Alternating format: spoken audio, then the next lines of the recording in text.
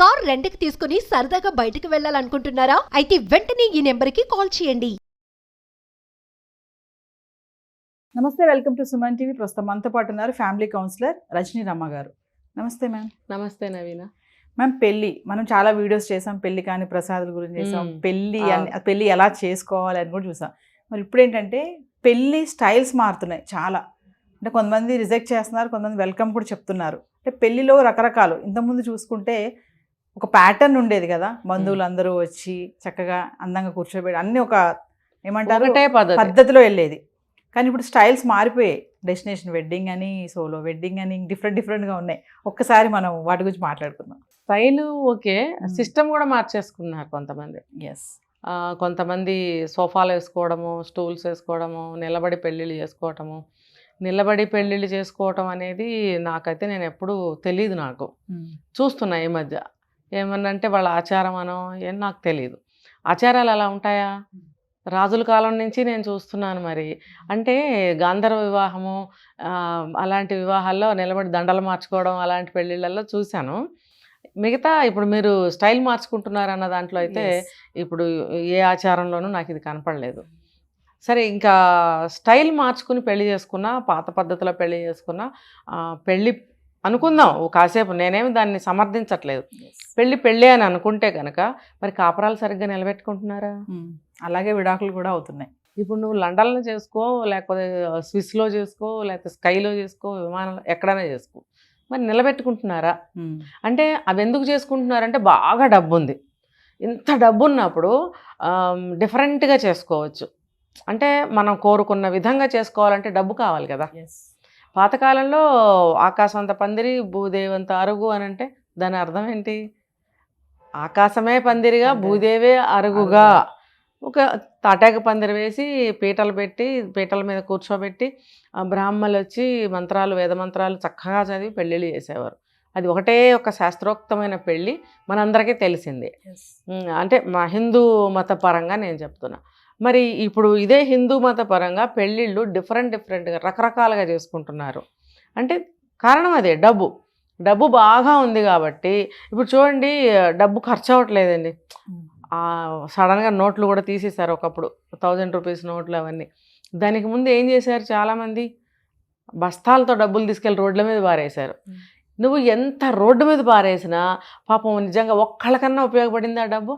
లేదు. చిత్తుకాయితాలు అయిపోయినాయి కదా. మరి అలాగే నువ్వు అది ఉపయోగించే తీరు, నువ్వు ఆ డబ్బు పారేస్తే నాకు యూజ్ అయిపోతుంది అమ్మాయి, ఎవరో ఒకరు బేదలన్నా తీసుకుంటారు. అదే నువ్వు అది ఉపయోగంలో ఉన్నప్పుడు నువ్వు దాన ధర్మాలు చేస్తే వాళ్ళకి ఉపయోగపడేది. నీకు ఉపయోగం లేనప్పుడు రోడ్డు మీద పడేసావు అంటే నీకు ఎక్కువైంది. అయితే అలాగే ఇప్పుడు డబ్బు ఎక్కువయ్యే కొద్దీ కూడా ఈ ఫెసిలిటీస్ ఎక్కువైపోయినాయి. బయట అన్నీ దొరికేస్తున్నాయి, రకరకాల డిఫరెంట్ మన దేశంలో లేని కల్చర్స్, మన దేశంలో లేనటువంటి వస్తువులు అన్నీ ఇంపోర్ట్ అవుతున్నాయి. ఇంపోర్ట్ అవటం వల్ల ఆ రకమైనటువంటి స్టైల్లో పెళ్ళిళ్ళు చేసుకుంటున్నారు. అయితే కొన్ని ఉన్నాయి మేడం, ఫ్రెండ్షిప్ మ్యారేజ్ అంటున్నారు, డబుల్ ఇన్కమ్ నో కిడ్స్ అంటున్నారు. మనం ఒక వీడియో కూడా చేసాం దీని మీద. ఇంకోటి ఏంటంటే డాక్యుమెంటరీ చేసుకుంటున్నారు పెళ్ళినంతా కూడా. ఒక డాక్యుమెంటరీ అంటే అసలు ఎలా వాళ్ళ జర్నీ ఎలా స్టార్ట్ అయింది, ఎక్కడికి వెళ్తారు, ఎలాగా ఏంటి, అంత పెళ్ళి వరకు డాక్యుమెంటరీ చేస్తున్నారు. ఇంకా చూసుకుంటే వెడ్డింగ్ కార్డ్స్ దగ్గరికి వెళ్తే డిఫరెంట్ వెడ్డింగ్ కార్డ్స్ అనమాట. ఇంకా ఏంటంటే వెన్యూస్ కూడా, అంటే ఓపెన్ ఎయిర్లో చేసుకోవడం పెళ్ళి, ఇప్పుడు సముద్రం మధ్యలో చేసుకోవడం, డెస్టినేషన్ వెడ్డింగ్స్ అంటారు కదా. Different double income no kids, friendship marriage గురించి మాట్లాడుకుంటే మేడం, అంటే వాళ్ళు ఫ్రెండ్షిప్ మ్యారేజ్ అంటున్నారు, బాగానే ఉంది. పెళ్ళి అయ్యాక కూడా ఫ్రెండ్స్ లానే ఉండాలి అని అనుకుని ఉంటున్నారా? మరి ఎంత బాగా క్లోజ్గా ఉండి పెళ్లి చేసుకుంటున్నారు, అలానే విడాకులు అంత తొందరగా అయిపోతున్నాయి కదా. మరొకసారి దాని గురించి. అంటే వాళ్ళ అగ్రిమెంటే అలా ఉంటుంది. నచ్చినంత కాలం ఉంటాం, తర్వాత వెళ్ళిపోతాం. అదే దాన్ని బట్టే నడుస్తుంది వాళ్ళది. ఇప్పుడు ఫ్రెండ్షిప్ మ్యారేజ్ అంటే అదే కదా. ఫ్రెండ్షిప్ అసలు మ్యారేజ్ని అందులో కలపటమే దారుణం. సిగ్గుపడాలి మనం ఇలాంటివన్నీ నేర్చుకుని చేస్తున్నందుకు. ఇవన్నీ అసలు మనకు తెలుసా అండి? ఇప్పుడు ఎంత టెక్నాలజీ పెరిగినా, ఏ కంట్రీలోనైనా సరే, పోనీ మన కంట్రీలో ఎంత టెక్నాలజీ పెరిగినా సరే మన కట్టుబాట్లకి అనుగుణంగానే ఉండాలి కదా. ఆ టెక్నాలజీ నేను చెప్పాను ఒక వీడియోలో, ఆ టెక్నాలజీని ఉపయోగించుకుంటూ మన పద్ధతిలో వెళ్ళినట్టయితే మన ఇండియా నేమ్ లాగా చక్కగా ఉంటుందా, ఉండదా? సంక్రమం అయిపోతున్నాం కదా. ఇప్పుడు ఎవరన్నా అడిగారు అనుకోండి, ఇండియాలో ఆచారం ఏంటి, లేకపోతే ఇండియాలో పద్ధతి ఏంటి, లేకపోతే ఇండియాలో ఇది ఎలా చేస్తారని అనేప్పుడు ఎవరన్నా చెప్పగలరా? చెప్పలేరు. ఇప్పుడు పెళ్లి తంతు తీసుకుంటే స్టెప్పులు చూసుకోండి. ఒక స్టెప్ ఏమో ఒక కంట్రీ లాగా, ఒక స్టెప్ ఏమో ఇంకొక కంట్రీ లాగా, ఇంకొక స్టెప్ ఏమో ఇంకొక స్టేట్ లాగా, ఇంకొక స్టెప్ ఏమో మన సొంతది. ఇలా అన్నీ పెట్టి నువ్వు పెళ్లి చేసుకుంటే ఎవరైనా కొత్త వ్యక్తులు వేరే ఫారినర్స్ ఎవరన్నా ఇంట్రెస్ట్గా అడిగారు అనుకోండి, చెప్పగలరా వీళ్ళు? ఎందుకంటే ఇది స్టైలు, ట్రెండు, ఇది ఒక అలవాటు, చివరికి ఇది ఆచారంగా స్థిరపడిపోతుంది. చెప్పలేం. అందుకే నేననేది అంటే ఎంత టెక్నాలజీ పెరిగినా సరే మన పెళ్ళిళ్ళలో కానీ మన వ్యవస్థలో కానీ మనం చేసుకునే ఏ పనైనా సరే మార్పు అనేది రాకూడదు అని నేను చెప్తున్నా. పెళ్ళి అంటే పెళ్ళి ఎలా చేసుకుంటారండి? మన పూర్వం నుంచి కూడా పెళ్ళిళ్ళు ఎలా చేసుకున్నారు? పెళ్ళి అంటే పెళ్ళే కదా, పెళ్ళిలానే చేసుకోవాలి. పెళ్ళి అంటే బారసాల కాదు కదా, పెళ్ళి అంటే మెచ్యూర్ ఫంక్షన్ కాదు కదా, పెళ్ళి అంటే పెళ్ళే. ఈ పెళ్ళిని ఎలా చేసుకోవాలంటే పెళ్ళిలాగానే చేసుకోవాలి. డబ్బు ఉందని చెప్పి నువ్వు వేలాడతాను ఆకాశంలో, లేకపోతే హిమాలయాల మంచులోకి వెళ్తాను, ఎవ్వరూ వద్దు. ఆ 10 మంది వెళ్ళి మంచులో కూర్చుని పెళ్లి చేసుకుంటారు అంటే ఏంటి? దాని అర్థం ఏంటి? అసలు పెళ్ళి అనే దానికి ఒక అర్థము నలుగురు సాక్ష్యంగా కదా. ఏదైనా తప్పు జరిగినా, కష్టం వచ్చినా, సుఖం వచ్చినా, తేడాలు వచ్చినా ఆ నలుగురు మళ్ళీ వచ్చి తీర్పు చెప్పే విధంగా నలుగురిని పిలిచి పెళ్లి చేయటం అనేది జరిగేది. అంటే ఇప్పుడు మాకు అవసరం లేదు, మేమిద్దరము ఉండాలనుకుంటూ ఉంటాం, వద్దనుకుంటే వెళ్ళిపోతాం. ఈ బంధువులు ఎవరు వద్దు. ఇంకా గతి లేక, వేరే మార్గం లేక తల్లిదండ్రులను పెట్టుకుంటున్నారు తప్ప, లేకపోతే వాళ్ళు కూడా వద్దండి.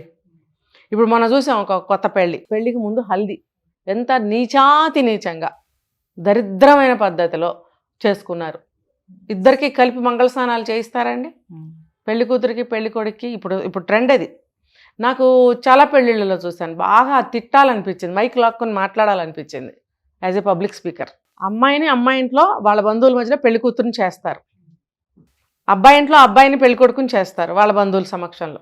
ఇద్దరు కలిసి ఒక రిసార్ట్ తీసుకునో, లేకపోతే ఒక హోటల్ తీసుకునో, గార్డెన్ తీసుకునో, మీరు అక్కడ ఇద్దరిని కూర్చోబెట్టి పక్క పక్కన స్నానం చేయిస్తారా పబ్లిక్లో?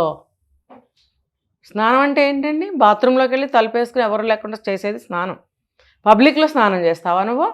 హల్దీ అంటే ఏంటి? ఒంటికి నూనె పెట్టి సున్నిపిండి పసుపు కలిపిన పదార్థం ఉంటుంది, దాన్ని ఇలా పెట్టి ఒళ్ళంతా అందరూ కలిసి బొట్టు పెట్టి చక్కగా ఇలా అప్లై చేసిన తర్వాత అమ్మాయిని తీసుకెళ్ళి నలుగు పెడతారు. ఒళ్ళంతా ఆ పిండితోటి నలుగు పెట్టి చక్కగా మంగళ స్నానం ముత్తైదులు చేయిస్తారు ఇంట్లో లోపల.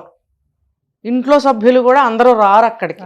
ఎవరైతే పెద్ద ముత్తైదువులు ఉన్నారో వయసు పిల్లలు కూడా రారు అక్కడికి, యూత్ రారు అక్కడికి, పెద్ద ముత్తైదులు. అలాగే అబ్బాయిని కూడా బాగా అమ్మమ్మలు, నాయనమ్మలు, ముసలమ్మలు, తల్లి కూడా రాదు. ఎంతైనా తల్లి ఇంకా వయసులో ఉంటుంది కాబట్టి అబ్బాయి దగ్గరికి రాదు. పెద్ద ముత్తైదువులు, ఇంకా చాకలాళ్ళు, ఇంకా ఎవరన్నా మేనమామలు, అలాంటి వాళ్ళు అన్నదమ్ములు ఉంటే వాళ్ళు చేయిస్తారు స్నానం. మరి అలాంటి స్నానాన్ని నువ్వు గుడ్డలు ట్రాన్స్పరెంట్ బట్టలు వేసుకొని నీళ్లు పోసేసుకుంటావా? నలుగురిలో అబ్బాయి అయినా సరే నీళ్లు పోసేసుకుంటే ఏమవుతుందండి? బట్టలన్నీ అంటుకుపోయి ట్రాన్స్పరెంట్ అన్ని ఎలా ఉంటుంది సీన్ చూడండి. పబ్లిక్లో నువ్వు స్నానం చేసి అలా చూపిస్తావా అందరికీ? అమ్మాయి అయినా అబ్బాయి అయినా పెద్దవాళ్ళు అలా చేయిస్తారండి. ఏంటంటే ట్రెండ్ అంటే ఇంక బట్టలు ఎందుకు, అది కూడా ట్రెండ్ చేసేస్తే బాగుంటుంది. ఇలాంటి స్నానాలు చేశారు, పోని పక్క పక్కన కూర్చోబెట్టారు, వీడియోలు కలిసి వస్తాయి, పెళ్లి ఖర్చులు కలిసి వస్తాయి, మేము అలా అనుకున్నాం, ఓకే అనుకుందాం.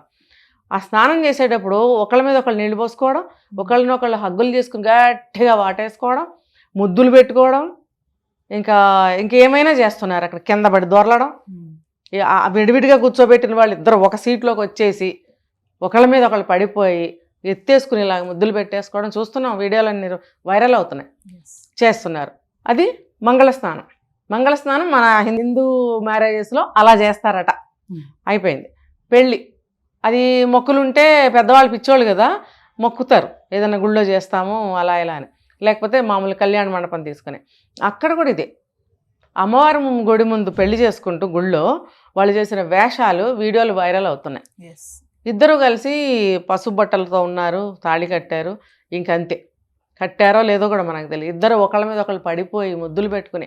అంటే అక్కడ చిన్నపిల్లలు ఉన్నారు, తండ్రి ఉన్నాడు, తల్లి ఉంది, బామ్మలు ఉంటారు, మరి ఫ్రెండ్స్ ఉంటారు, బయట వాళ్ళు పనులు చేసేవాళ్ళు ఉంటారు. అక్కడ ఎన్ని రకాల వాళ్ళు ఉన్నారండి. అక్కడ వాళ్ళందరి ముందు మీరు ఒకళ్ళ మీద ఒకళ్ళు పడిపోయి ఒకళ్ళు ఒళ్ళో ఒకళ్ళు కాళ్ళు దూర్చేసి గట్టిగా వాటేసేసుకొని ముద్దులు పెట్టేసుకుని వీడియో దగ్గరగా తీయడం. మరి ఆ చుట్టుపక్కల ఉన్న వాళ్ళు కూడా ఆపండి అని ఎందుకు అనట్లేదు? ఇది మన హిందూ మ్యారేజెస్ ఇలా ఉంటాయా? మొత్తం ఇండియా మొత్తం తీసుకుంటే కూడా ఎక్కడా కూడా ఇది లేదు, లేదు. ఎక్కడా లేదు. ట్రెండ్ దీనికి పేరు మళ్ళీ ట్రెండా లేకపోతే స్టైలా? స్టైల్. ఇది ఒక డిఫరెంట్ స్టైల్. ఇవన్నీ ఉన్నాయా? అసలు పెళ్లిలో డిఫరెంట్ స్టైల్స్ ఏమీ లేవు, రెండో పద్ధతే లేదు. అలాంటిది ఎన్ని పద్ధతులు తీసుకొస్తున్నారు. మారుతున్నాయి అంటారు మేడం పద్ధతులన్నీ? మారుస్తున్నాం, మారట్లేదు. అవేవి మార్చవు, అవేవి మారవు, మనమే మార్చుతున్నాం. స్కూల్ ఉందా అని అడుగుతారు. స్కూల్ ఎక్కడికి పోతుంది? స్కూల్ అక్కడే ఉంటుంది, మనం వెళ్ళం ఆ రోజు. అవునా? ఆఫీస్ ఉందా? ఆఫీస్ అక్కడే ఉంటుంది, మనం వెళ్ళం. ఇది కూడా అంతే. అవేవి మారవో, మనమే మార్చేస్తున్నాం. ఏంటంటే ఈ స్టైల్ అనేది వెరితలలు వేసి పిచ్చెక్కి ఒళ్ళు కొవ్వి డబ్బు ఎక్కువైపోయి ఇంకా మాట్లాడాలంటే చాలా అనొచ్చు. ఇప్పుడు హై క్లాస్ పెద్ద పెద్ద బాగా డబ్బున్న వాళ్ళు చేశారని కాదండి, అందరూ చేసేస్తున్నారు. కింద నుంచి పైదాకా ఒకళ్ళని చూసి ఒకళ్ళు వాతలు పెట్టుకుంటున్నారు. పులికి సహజంగానే వాతలు ఉంటాయి, దానిలాగా నేను ఉండాలని నా అక్క వెళ్ళి నా వాత పెట్టుకుంటే ఒళ్ళు కాలి చర్మం ఊడుతుంది. అది ఎవరు చేయాలో వాళ్ళే చేయాలి. వాళ్ళు ఎవరో చేశారని మనం చేస్తే మనకు తగదది. వాళ్ళు సమర్థించుకుంటారు, వాళ్ళు గట్టినవ్వగలుగుతారు, మీరు అవ్వగలరా? శుభ్రంగా కోడిగుడ్డికి ఈకలు పీకినట్టు ఈ పీకి వదులుతుంది సమాజం. రేపొద్దున వాళ్ళు అక్కడ ఎక్కడైనా కనిపిస్తే ఎంత అభాస్పాలు అవుతారు. వీళ్ళే అని వచ్చిన ఫ్రెండ్స్ ముందు ఆ పెళ్లి కూతురు అలా కనిపిస్తే వాళ్ళ ఆలోచనలు వాళ్ళ దృష్టి ఎలా మారుతుంది? ఇప్పుడు చూస్తున్నాం, పెళ్ళి జరుగుతున్నప్పుడు ఫోటోలు దిగుతారు ఫ్రెండ్స్. పెళ్లి కూతురు దగ్గరగా నిలబడటం, ఫ్రెండ్స్ అని చెప్పి మేచ్ చేసి ఫోటోలు దిగటం, ఇవన్నీ అవసరమా? తింటూ పెట్టుకోవడం. భర్త అనేవాడు పెడతాడు, మిగతా వాళ్ళందరూ ఎందుకు పెడతారు? Trend, fashion. ఇదేం ఫ్యాషను నాకు అర్థం కాల. ఇంకా ఫ్రెండ్స్ అందరూ కలిసి పెళ్ళైన వాళ్ళు పెళ్లి కాని వాళ్ళు ట్రిప్పులకి వెళ్తారు. వాళ్ళు ఒకళ్ళ మీద ఒకళ్ళు చేతులు వేసుకోవడం, నడువుల చుట్టూ చేతులు వేసుకోవడం. నువ్వెందుకు ఫ్రెండ్ భార్య మీద చెయ్యి ఎందుకు వేస్తున్నావు నువ్వు? ఇది మన దాంట్లో ఉందా? మన శాస్త్రంలో, మన ధర్మంలో ఉందా? లేదు. ఇవన్నీ మనం మార్చాం. ఎందుకు మారుస్తున్నాం అంటే ఇంకా మనం రకరకాలుగా తిట్టుకోవాలి, అవన్నీ తిట్టుకోవద్దు, బాధపడతారు జనాలు. ఎవరైతే చేస్తున్నారో చేయాలనుకుంటున్నారో వాళ్ళందరూ మానుకోవాల్సిన అవసరం ఎంతైనా ఉంది. ఎందుకంటే ఇదే నేను చెప్పా, ఎవరైనా మీ సంస్కృతి ఏంటి అని అంటే మీరు చెప్పడానికి సిద్ధంగా ఉన్నారా? జవాబు మీ దగ్గర ఉందా? మన హిందూ మ్యారేజ్ ఎలా ఉంటుందని చెప్పడానికి పెద్దవాళ్ళకు కూడా తెలియకుండా పోయిన రోజులు ఇవి. మర్చిపోతున్నారు వాళ్ళు కూడా ఇందులో పడి. ఒక్కొక్కరు ఇంటర్వ్యూ ఇస్తున్నారు పెద్దవాళ్ళే. మా టైంలో ఇవన్నీ లేవు కదండి, మాకు ఇప్పుడు చేయాలని ఉంది, ఇవన్నీ చేయాలని ఉందా? ఈ పిచ్చివన్నీ అది కరెక్టేనా చెప్పండి? మీరు చెప్పాల్సింది పోయి మీకు చేయాలని ఉందంటే మీ పిల్లలు ఇంకా ఎటుపోతున్నారు? వాళ్ళకి ఎంకరేజ్మెంట్ ఇంత దొరుకుతుంటే వాళ్ళు ఎందుకు సాంప్రదాయాన్ని గౌరవిస్తారు? సాంప్రదాయాన్ని పోని గౌరవించద్దు, మిమ్మల్ని మీరు గౌరవించుకోండి. మిమ్మల్ని మీరు గౌరవించుకుంటే బయటవాడు మిమ్మల్ని గౌరవిస్తాడు కదా. అంతే, మీ పరువు మీరే తీసుకుంటున్నారు. గుడ్డలు కూడా తీసుకుని ఒకళ్ళ మీద ఒకళ్ళు పడి ముద్దులు పెట్టుకుంటుంటే బయటవాడు ఈజీగా చేయేస్తాడు. ఏదో ఒక సినిమా ఎక్కడ నేను చూశాను ఇట్లా, చాలా అంటే చాలా కల్చర్గా ఉంటారు భార్యాభర్తలు. ఉంటుంటే ఏమైంది అంటుంటాడు. ఎవరన్నా అదేంట్రా మీ ఆవిడ ఆ ఫ్రెండ్స్తో అలా ఉంది, వాళ్ళు ఇలా చేస్తున్నారు, ఏమైంది ఇందులో? చివరికి ఏమవుతుంది, వాడికే కాలుతుంది, వాడికే వచ్చేస్తుంది ఫీలింగు. చివరికి గోల అయిపోతుంది, డివోర్స్లు అటు ఇటు పోయారు. ఇలా సినిమాలో అలాంటివి చూపించిన కంక్లూజన్ ఒకటి మంచిగా చూపిస్తున్నారు, కానీ మీరు ముందుకు తీసుకుంటున్నారు, వెనకది వదిలేస్తున్నారు. ఇప్పుడు ఎవరెవరో చేశారని మనం చేస్తే వాతలు పెట్టుకున్నట్టే అవుతుంది. అలా చేయకండి దయచేసి. మీ ఇంటిని మీరు కాపాడుకోండి అని నేను చెప్తున్నాను. Thank you.